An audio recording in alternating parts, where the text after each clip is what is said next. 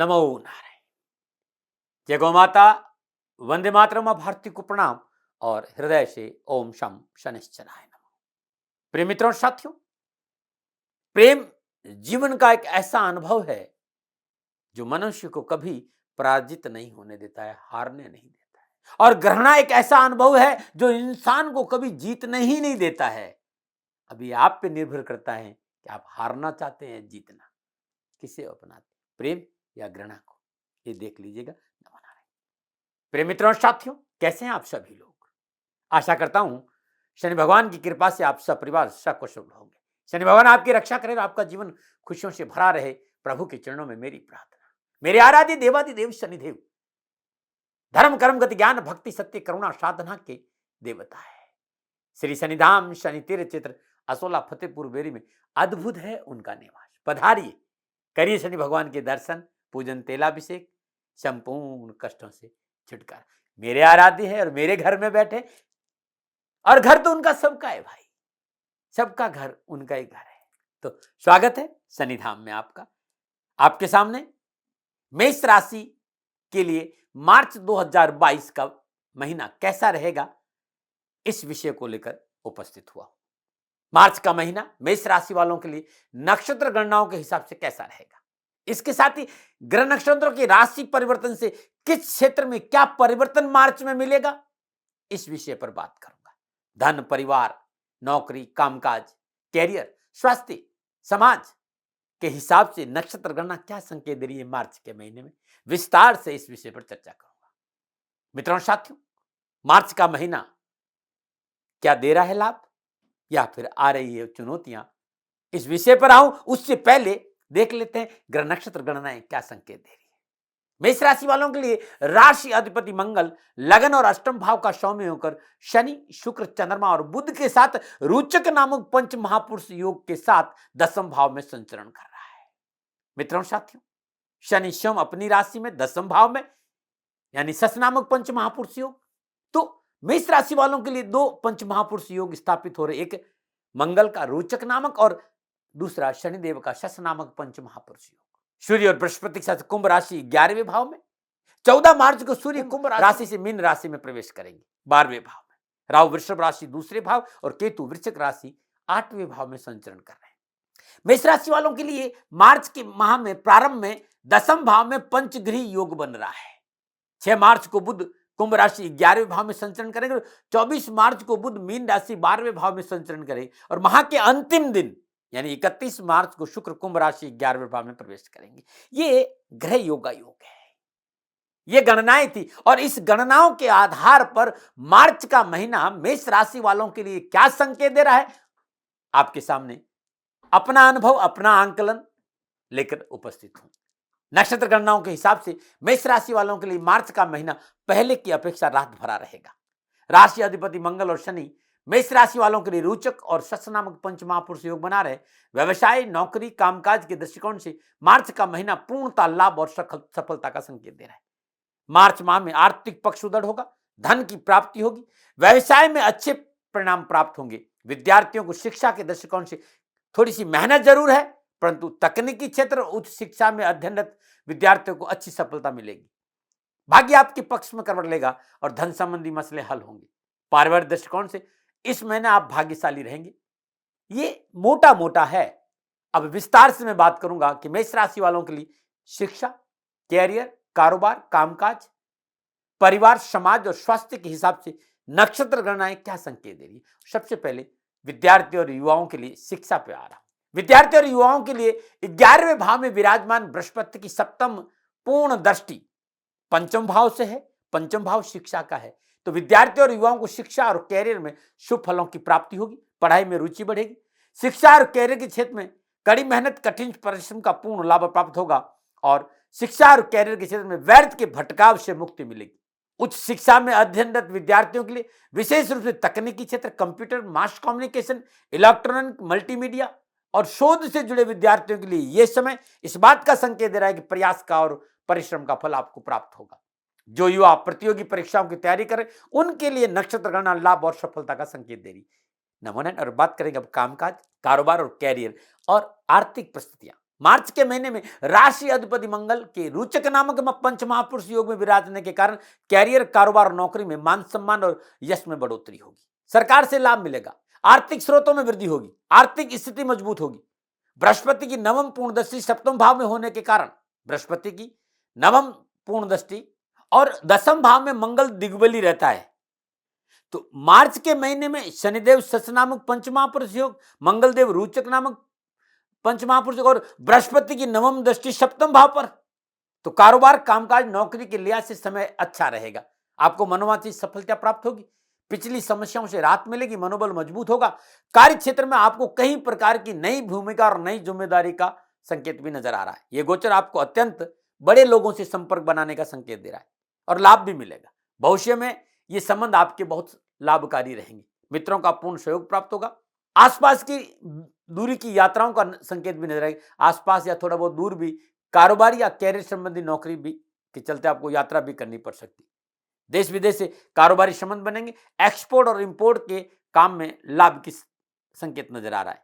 यदि आप अपने देश से बाहर जाकर कुछ कार्य करना चाहते हैं तो उसके लिए भी यह अवसर है लाभ का आपके लिए। भूमि, भवन, प्रॉपर्टी के क्षेत्र में कार्यरत लोगों के लिए सफलता का योग अच्छा नजर आ रहा है। नक्षत्र गणनाएं राजनीति के क्षेत्र में भी लाभ और सफलता का संकेत दे रही है।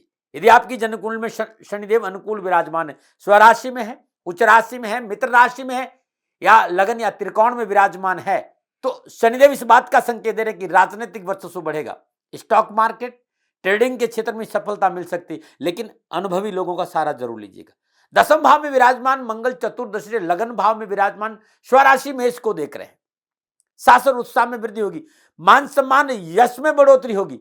मंगल की सप्तम पूर्णदशी चतुर्थ भाव में है तो भूमि, भवन, वाहन प्राप्ति का प्रबल योग है। शासन और प्रशासन से लाभ मिलेगा।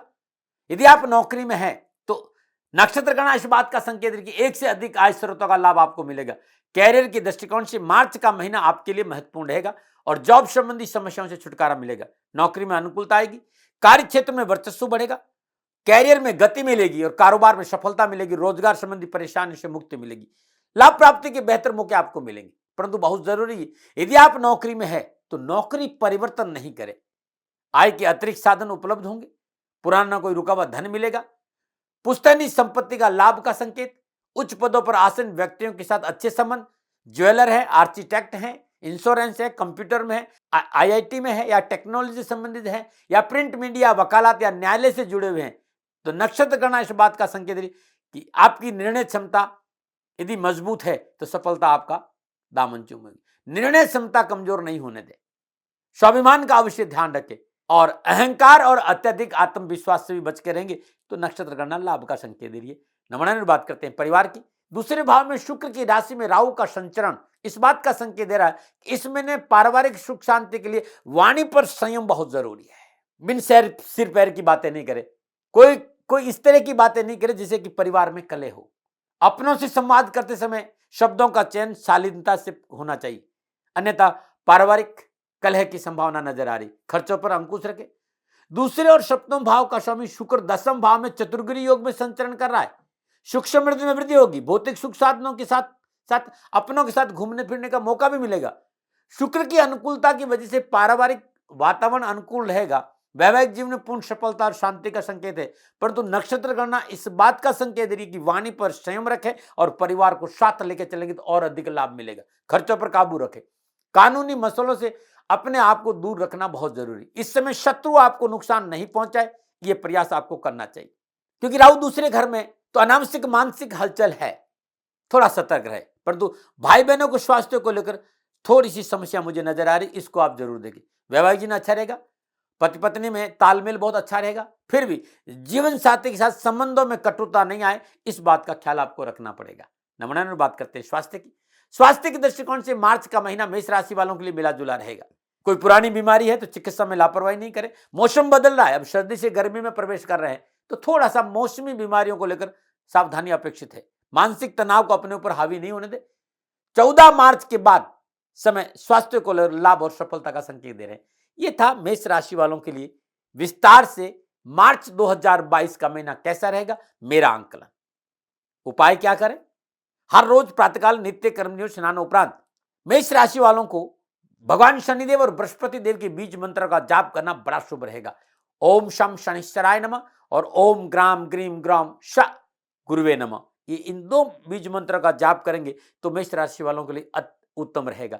दूसरा मैं ये देख रहा हूं कि मंगलवार के दिन यदि श्रद्धानुसार गुड़ किसी गरीब निर्धन विधवा स्त्री को दान में देते हैं तब भी मेष राशि वालों के लिए बहुत सुंदर रहेगा। लेकिन बीज मंत्र का जाप करना अति उत्तम रहेगा बृहस्पति और शनिदेव की। ये मेरा आंकलन था, मेरा अनुभव था। राशि में मैंने हमेशा आपसे निवेदन किया कि मैं दबाव नहीं देता हूं, अपना आंकलन आपके सामने रखता हूं, मानो न मानो आपकी मर्जी। सेकंड ओपिनियन का दर आपका था, आपका है, आप ही का रहेगा। नमो नारायण। राजस्थान का हर व्यक्ति जानता है कि दाती महाराज गायों से बहुत प्यार करते हैं, बेटियों से बहुत प्यार करते हैं। हजारों सैकड़ों बेटियों के लिए, जीवन के लिए मैंने अपना संपूर्ण जीवन दिया है और ये मेरा शौक था, मेरी राष्ट्र की धरोहर थी और ये करना मेरा कर्तव्य और कर्म था। मैं आपको किसी वजह से नहीं सुना रहा हूं, बस खाली बता रहा हूं कि ये मेरा जीवन का लक्ष्य रहा है। मनुष्य हूं और मानव होने के नाते मेरा कर्तव्य है कि मैं अपनी राष्ट्र की सेवा करूं। मैं इस राष्ट्र का नागरिक हूं। 30 सालों से मैं बेटी बचाओ और गौ सेवा में अपना जीवन इस राष्ट्र के साथ लगाया है। वर्तमान परिस्थितियां आर्थिक दृष्टिकोण से मेरी अनुकूल नहीं है। धन नहीं मांग रहा हूं कि मुझे आप पैसे दीजिए, नहीं, पहले भी कभी नहीं मांगा और अब भी मैं नहीं कह रहा हूं। और ये मेरा अहंकार नहीं है, क्योंकि धन को लेकर मैं राष्ट्र के सामने कभी नहीं आया था। हमेशा मैंने ये कहा कि साहब सेवा करिए, आप, मैं भी सेवा करता हूं, आप भी सेवा करिए। धन नहीं चाहिए, लेकिन वर्तमान में जो आर्थिक परिस्थिति है वो मेरे को ये कहने के लिए मजबूर कर रही है कि सन्निधान गौशाला की गायें दुखी नहीं रहे, इसके लिए मुझे आपका सहयोग चाहिए। और सहयोग के लिए मैं स्वयं आपके साथ खड़ा हूं, आपकी समस्याओं के समाधान के लिए। भाई, आप अपनी जन्म कुंडली का अवलोकन कराना चाहते हैं, आप अपनी जन्म कुंडली बनाना चाहते हैं, आपको बहुत सी चीजों की जानकारी चाहिए, तो मैं आपके साथ खड़ा रहूंगा, पूरे साल खड़ा रहूंगा, जब तक जीऊंगा तब तक खड़ा रहूंगा। नंबर आ रहा है, इन नंबरों पे संपर्क करिए, आप मेरे से बात करिए, लेकिन इसकी एवज में गायों के लिए चारे की व्यवस्था कर लीजिए। और इसीलिए मैंने कहा था कि भाई थोड़ा दिन, इस समय मैं परेशानी में हूं और मेरी गायें चारों को लेकर थोड़ी सी परेशान है। ऐसा हृदय से आया, लोगों ने कहा कि राष्ट्र आपसे प्यार करता है दाती महाराज, एक बार निवेदन करिए। तो मैं दान नहीं मांग रहा हूं, फिर भी मैं अभी भी, मेरा ये अहंकार नहीं है साथियों, मेरा राष्ट्र सर्वोपरि है। मैं ये नहीं कह रहा हूं, मैं ये कह रहा हूं मैं परिश्रम करूंगा आपके लिए, और परिश्रम के एवज में गायों के लिए चारे की व्यवस्था करिए। शनि भगवान आपकी रक्षा करे और आपका जीवन सदा खुशियों से भरा रहेगा, ऐसा मेरा निवेदन।